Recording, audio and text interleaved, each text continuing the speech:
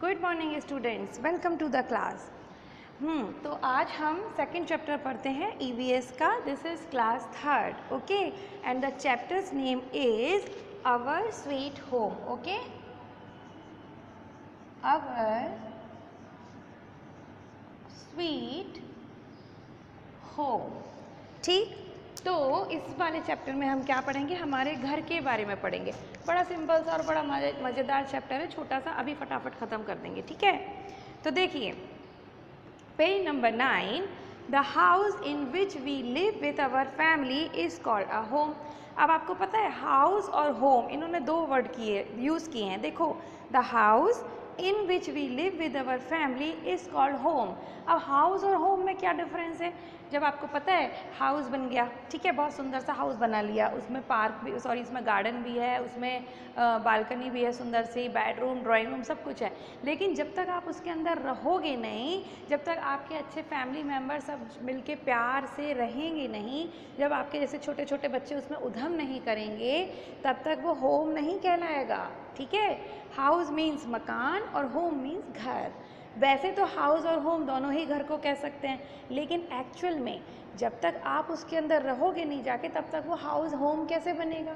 ठीक है, तो इन्होंने यही कहा है कि जब हम अपने फैमिली मेम्बर्स के साथ किसी घर में रहते हैं, किसी हाउस में रहते हैं, तो वो होम बन जाता है। ठीक है, ओके।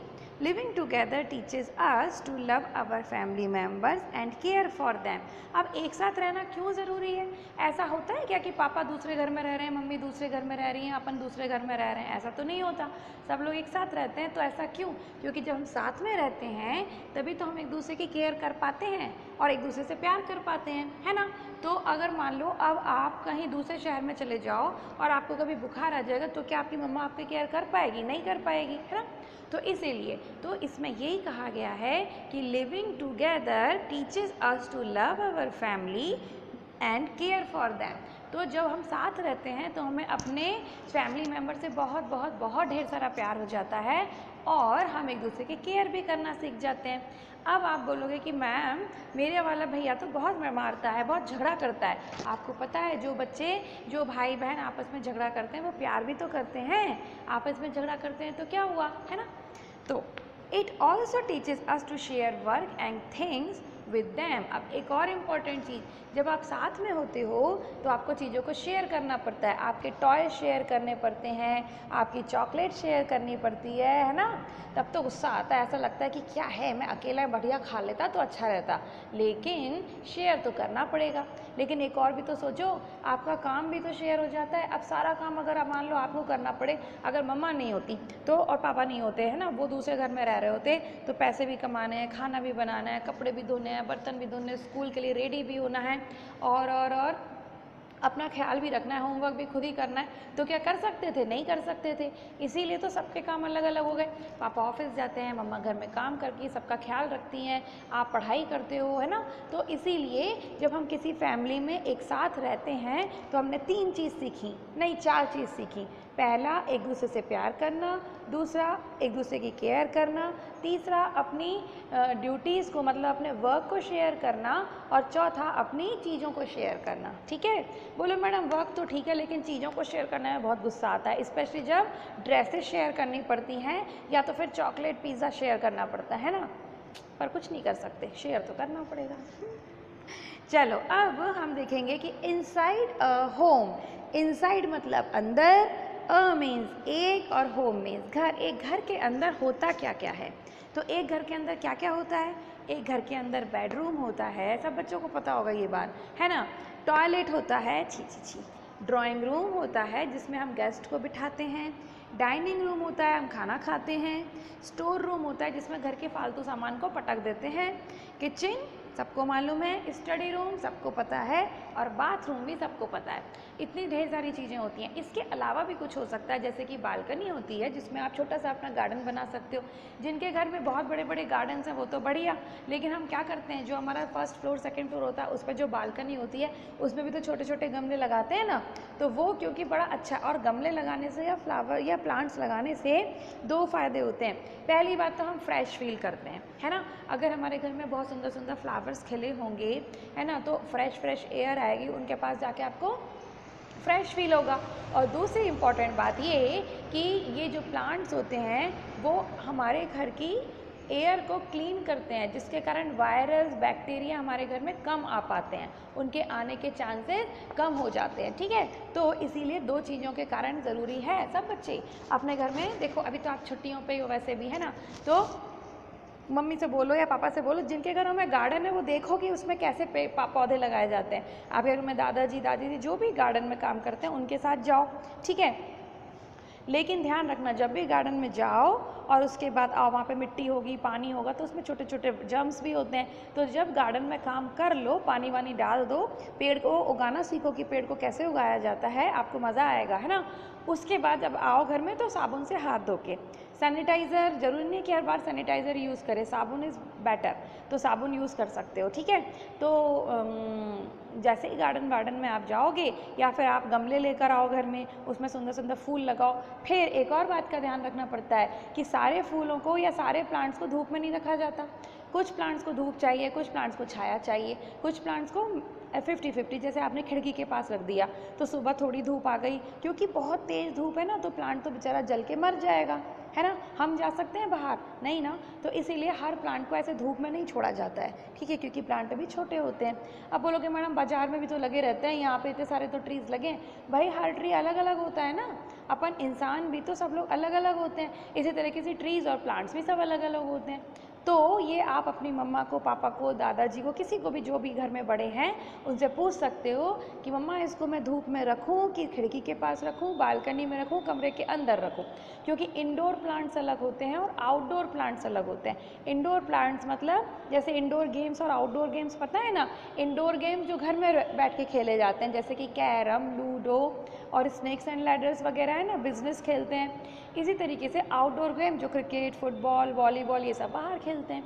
इसी तरीके से प्लांट्स भी दो तरीके के होते हैं। एक इंडोर प्लांट जिनको धूप वूप नहीं चाहिए भैया, वो बच्चे सॉफ्ट से होते हैं तो घर में ही रहेंगे। और एक होते हैं आउटडोर प्लांट जिनको कि धूप चाहिए, बारिश चाहिए, बड़े ट्रीज बन जाते हैं। ठीक है, तो इन बातों का ध्यान रखना पड़ेगा। अब हम आगे चलते हैं। आगे इन्होंने कहा, देखो फिर वही वाली बात आ गई। अब हमने ये तो पता कर लिया कि एक घर के अंदर क्या क्या चीज़ें होनी चाहिए। ठीक है, bedroom, store room, balcony, terrace, सुंदर सा गार्डन, है ना, इसके बाद kitchen, drawing room, dining room वगैरह वगैरह, स्टोर रूम, स्टडी रूम, सब कुछ। ठीक है, लेकिन एक अच्छा घर किसे कहते हैं। घर तो है, लेकिन अगर मान लो उसमें ना धूप आती है, ना फ्रेश एयर आती है, ना रोशनी आती है, सनलाइट, तो आप कैसे रहोगे। दम घुटेगा, ऐसा लगेगा अरे क्या बकवास है ना। आपको कितना अच्छा लगता है जब आप सुबह सुबह सो के उठो, फिर कर्टेन हटाते हो, पर्दा हटाते हो जब, तो थोड़ी थोड़ी बढ़िया रोशनी आती है, एकदम फ्रेश। फिर मम्मा खिड़की खोल देगी तो फ्रेश एयर आती है। सवेरे सवेरे कोई एसी चलाता है नहीं, सब बंद कर देते हैं। कूलर चलाने की भी ज़रूरत नहीं होती। क्यों? क्योंकि सुबह की तो इतनी फ्रेश ताज़ी ताज़ी हवा इतनी अच्छी लगती है। तो ए गुड होम में ये यही बता रहे हैं, a good home makes our life comfortable and healthy. Comfortable मतलब आरामदायक। जब आपको सुबह सुबह ठंडी ठंडी हवा लगती है, या आप रात को छत पे चले जाओ, है ना, तब ठंडी ठंडी हवा लगती है तो कितना कंफर्टेबल, मतलब कितना मज़ा आता है, एकदम आरामदायक होता है। कंफर्टेबल मतलब आरामदायक, है ना। हेल्दी, ऑब्वियसली अगर हम फ्रेश एयर लेंगे, सनलाइट लेंगे थोड़ी सी, तो हम हेल्दी रहेंगे। क्यों? क्योंकि उनके अंदर ताकत होती है कि वो जर्म्स को मार देते हैं। अब सपोज़ करो हमने घर में झाड़ू लगा लिया, पोछा लगा लिया, लेकिन सनलाइट तो आ ही नहीं रही, तो आपको तो ऐसा लगेगा कि हाँ घर में बहुत साफ़ है, पर जर्म्स दिखते तो है नहीं। अब कोरोना वायरस देखा है किसी ने? आज तक नहीं देखा। तो जर्म्स तो दिखेंगे नहीं, लेकिन वो आपके ऊपर बीमारी फैलाने के लिए अटैक करते रहेंगे। ठीक है, इसीलिए मम्मा पापा से बोलना चाहिए कि मम्मी पापा जी, ऐसा मकान होना चाहिए रहने के लिए जिसमें कि फ्रेश सनलाइट भी आती हो, फ्रेश एयर आती हो और सनलाइट भी आती हो। ठीक है, थोड़ी रोशनी तो अच्छी। हर वक्त ट्यूबलाइट जला के बैठोगे क्या?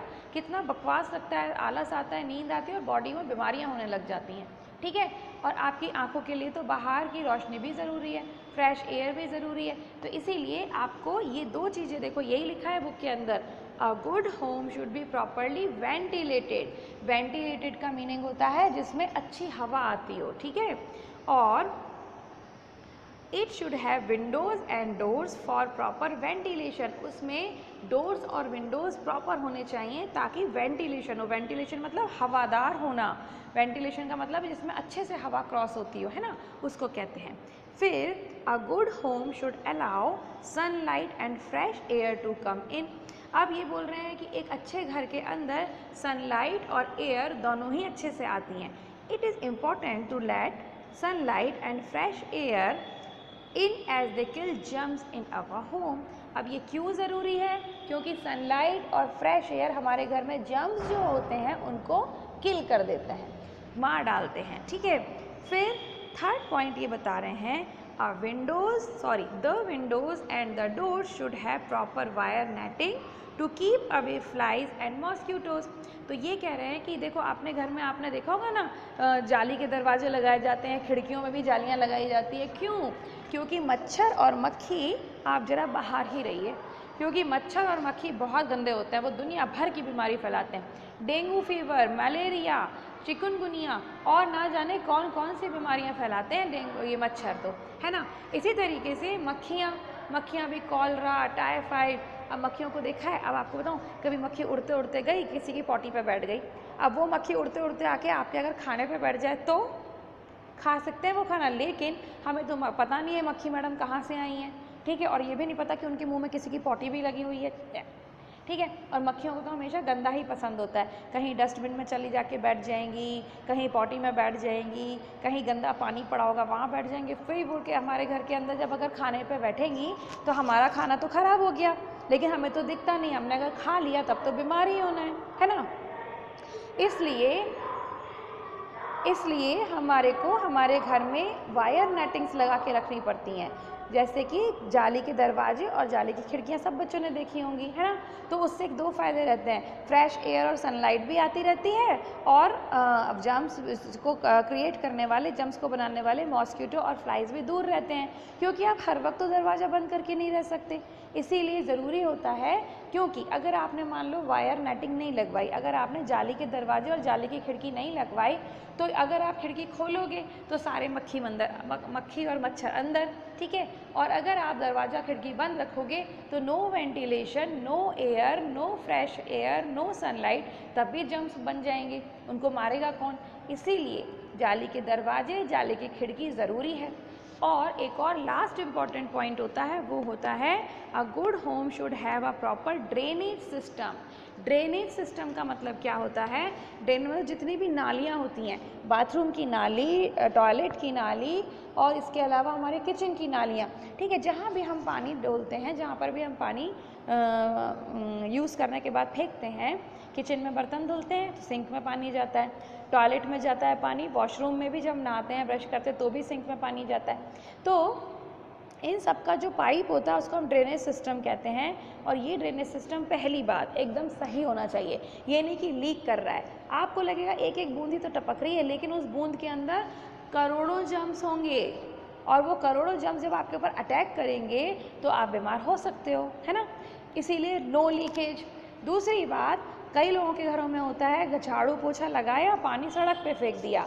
अरे भाई, मम्मा को बताओ, या अगर आपके घर में कोई बाई आती है तो उसको बताओ कि मैडम जी, अगर आप ऐसे पानी फेंकते हो तो जो जर्म्स होते हैं ना, बड़े होशियार होते हैं, उनको पता है कि सनलाइट में सड़क पे जो सनलाइट है उसमें तो हम मर जाएंगे, क्योंकि सनलाइट तो हमें किल कर देगी, और यहाँ तो एयर भी है, इसलिए वो तुरंत दौड़ के वापस घर में आ जाते हैं।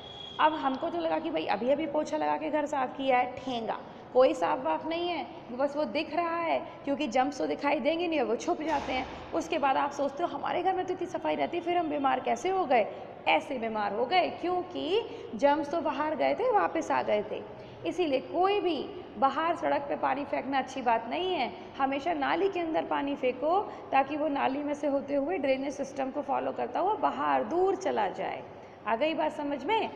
तो यहाँ तक हमने पढ़ा। अब मैं आपको नेक्स्ट पढ़ाऊँगी, यहाँ तक सब बच्चे पढ़ के रखेंगे। थोड़ी देर के बाद जब आप इसको पढ़ लो तो ढूंढना। अच्छा, एक और काम किया करो, एक चीज़ मैं बताती हूँ आपको कि देखो मैं तो हार्ड वर्ड्स लिखवाती हूँ, वो एक अलग बात है, लेकिन आप जब पढ़ते हो तो अपनी पेंसिल से जो भी आपको नहीं आता है ना उसके लाइन अंडरलाइन किया करो उसके नीचे, ठीक है, उसके नीचे लाइन खींचो।